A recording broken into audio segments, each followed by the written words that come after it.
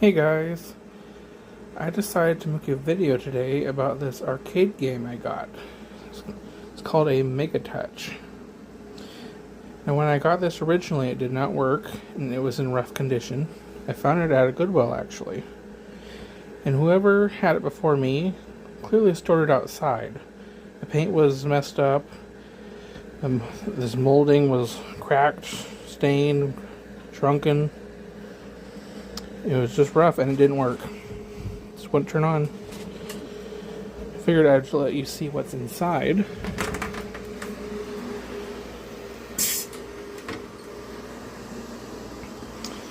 And that's what the inside looks like, for any of you interested.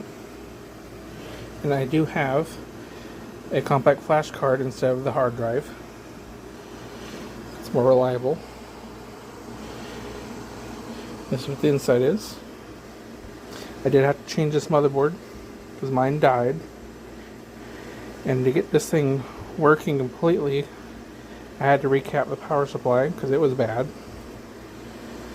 It took some work. I also removed a plate that was on those fans there because it was restricting airflow. And it actually had a warning on that plate talking about making sure all the vents were open on the unit. Kind of ironic that they put a plate over the fans. I removed that because this thing got pretty warm when that plate was installed. But yeah, let's turn this back around. Show you how this works. Just touchscreen. From the early 2000s. All sorts of games. On the back.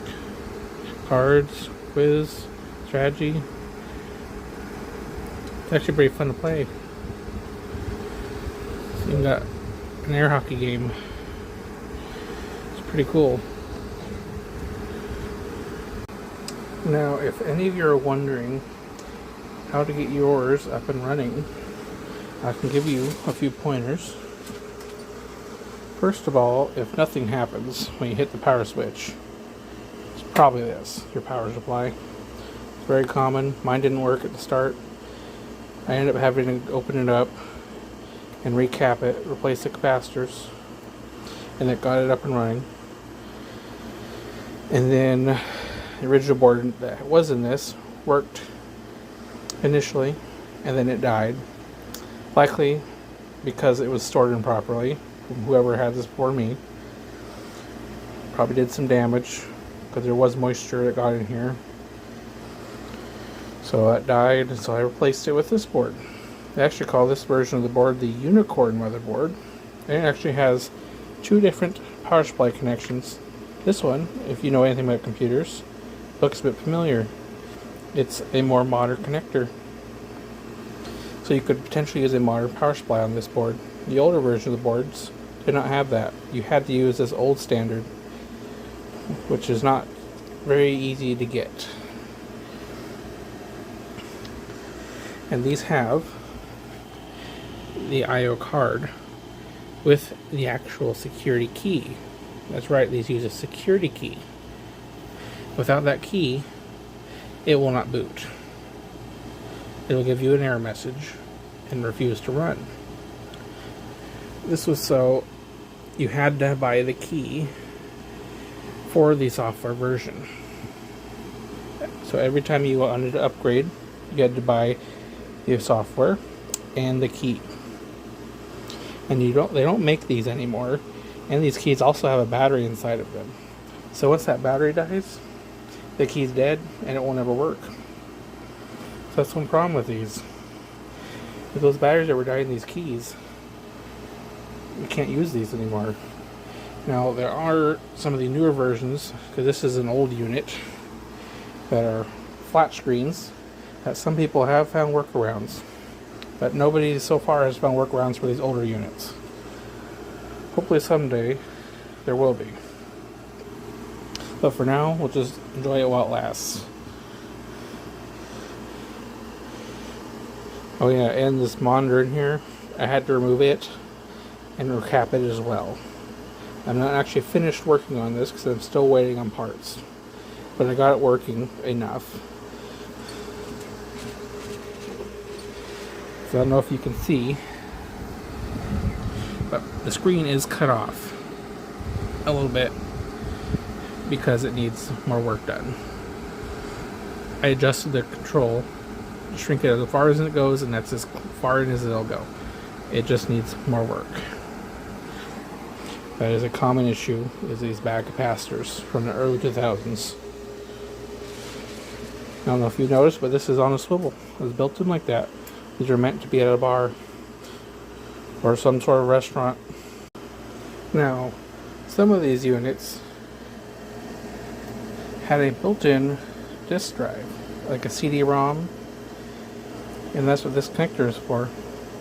On some of these that didn't have it built in, you have a special cable that you could plug your drive into. And that is how you upgraded the software, or potentially add more games. But yeah, mine does not have the built-in drive. If it did, it should be, I believe, on the side. There should be a little door here that you would open. Oh yeah, if you didn't notice, you can make your own custom screens that play with the previews of the games. It's kind of cool. Oh, and here's your coin mechanism. I still need to fix the rusted rivets, but that's a later problem. Here's how this comes out. A little awkward with one hand. This is where the coins drop into. You access it from the back. Got the connector. Goes up in there. And is actually where you have two buttons. Calibrate and setup. So let me set this down. And I will show you. I push this setup button.